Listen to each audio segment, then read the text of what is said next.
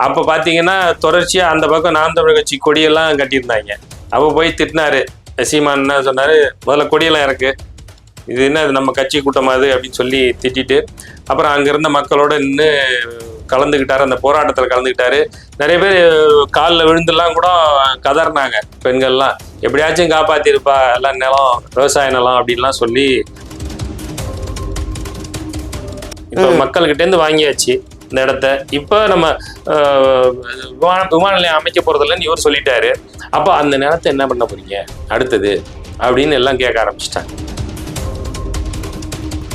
இந்த விவசாய நிலத்தை நீங்க உருவாக்குறதுக்கு நீங்க விமான ஓடுதளம் அமைக்கிறதுக்கு இடம் கிடைச்சா போதும், ஆட்கள் இருந்தா போதும், ஈஸியா உருவாக்கிடலாம். ஆனா உழுது அதை நெல் விளையிற பூமியா மாத்துறதுங்கிறது பல தலைமுறை ஆகும். இருக்கலாம் தொழில்துறை பின்னோக்கி போயிடும். தமிழ்நாடு இன்னொரு 10 ஆண்டுகளுக்கு பின்னோக்கி போயிடும். என்னை கேட்டா பரவாயில்ல, ஒன்றும் அவசரம் இல்லைப்பா. எல்லாரும் ஓரளவு சரியா தான் இருக்கிறாங்க, ஓரளவு வசதி வாய்ப்போடு இருக்கிறாங்க, எல்லாருக்கும் நல்லா தான் இருக்கிறாங்க. இன்னும் 10 வருஷம் இல்லை, 15 வருஷம் கூட ஆகட்டும். அதுக்காக இத்தனை இவ்வளவு பெரிய விவசாய நிலங்களை அழிச்சு தான் நீங்க விமான ஓடுதளத்தை அமைச்சு திங்கிறதுக்கு சோறு வேணும், குடிக்கிறதுக்கு தண்ணி இல்லை. இதை பத்தி யோசிங்க முதல்ல. இதை இன்றைக்கு தமிழ்நாடு முதலமைச்சர் விஜய் அவர்கள் ரொம்ப அழகா இந்த சொல்லி இந்த திட்டத்தை கைவிட்டதுல நிச்சயமா நம்ம வரவேற்கலாம் தான் நான் நினைக்கிறேன்.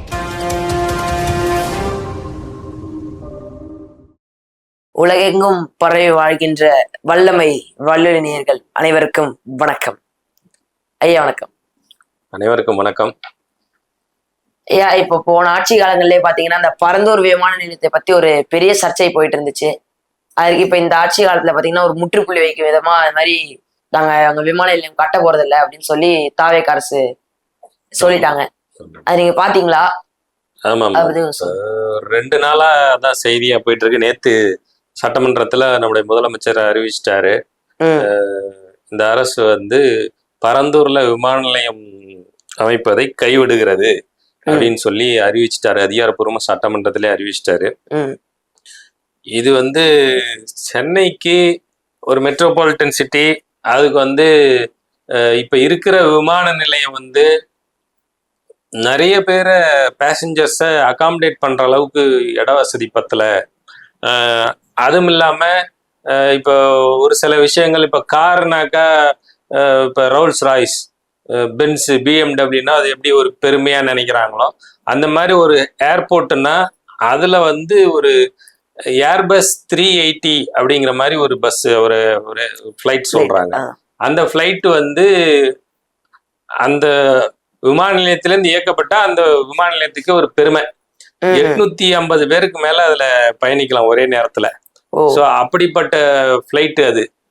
அது இப்ப பாத்தீங்கன்னா இந்தியாவுல நம்மளுடைய டெல்லி, மும்பை, அதுக்கப்புறம் பெங்களூர், இந்த 3 நகரங்கள்ல தான் அந்த மாதிரி வசதிகள் இருக்குது. காரணம் அங்க இருக்கிற ஏர்போர்ட் எல்லாம் பாத்தீங்கன்னா 5000 சொச்சம் ஏக்கர்.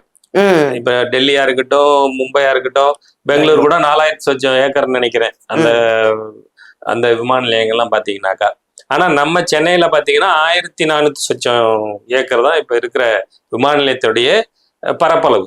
இப்போ இந்த மாதிரி மிகப்பெரிய விமானங்கள்லாம் அங்க பறக்கணும் அப்படின்னா அதுக்கு ஓடுதளமே 60 அடி அகலம் ஓடுதளம் வேணும். இந்த ரன்வே இப்ப இருக்கிறதுல 45 அடி தான் இருக்குதுன்றாங்க. சோ இப்ப அந்த வசதி எல்லாம் இப்ப இருக்கிற இடத்துல இல்ல.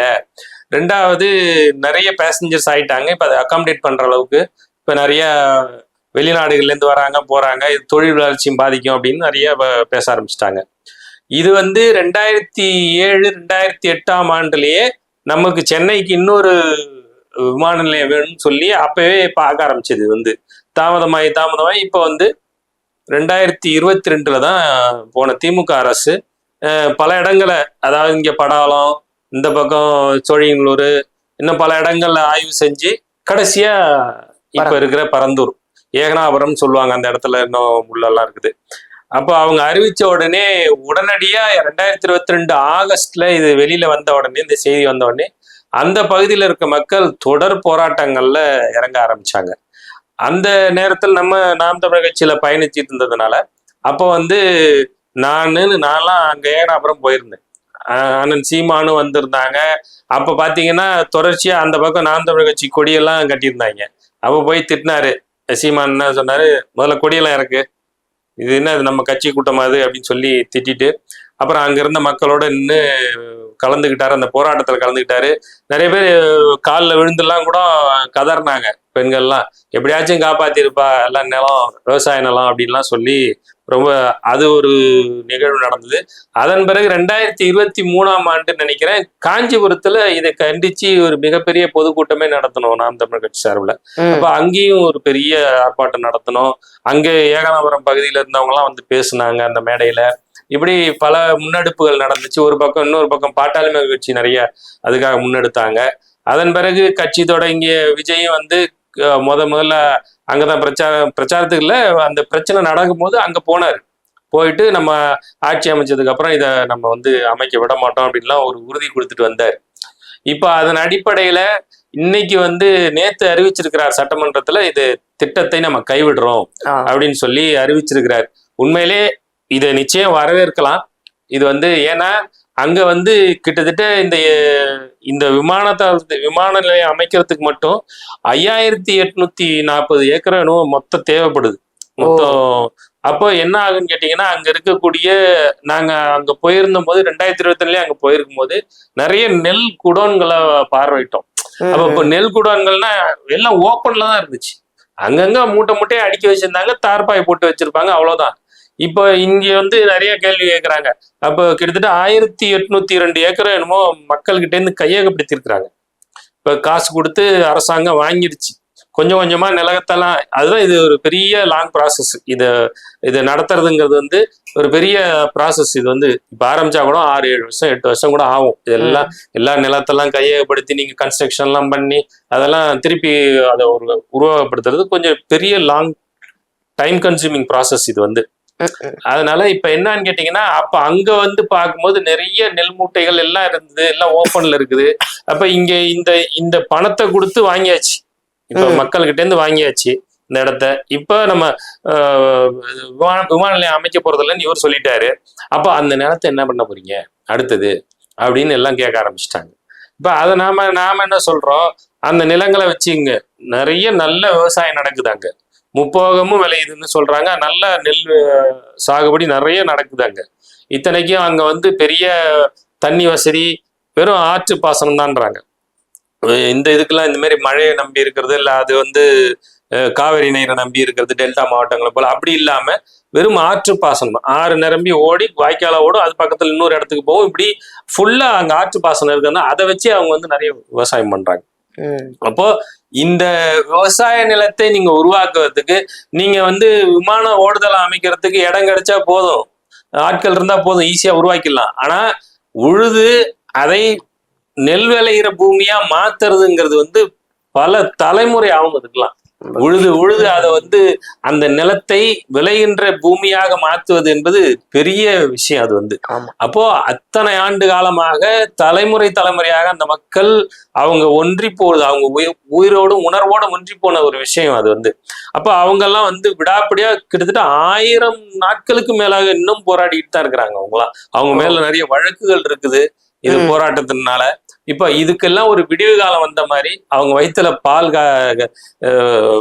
பாலை வாத்த மாதிரி இப்போ ஒரு நல்ல அறிவிப்பு கொடுத்திருக்கிறார் முதலமைச்சர். நிச்சயம் வரவேற்கலாம்.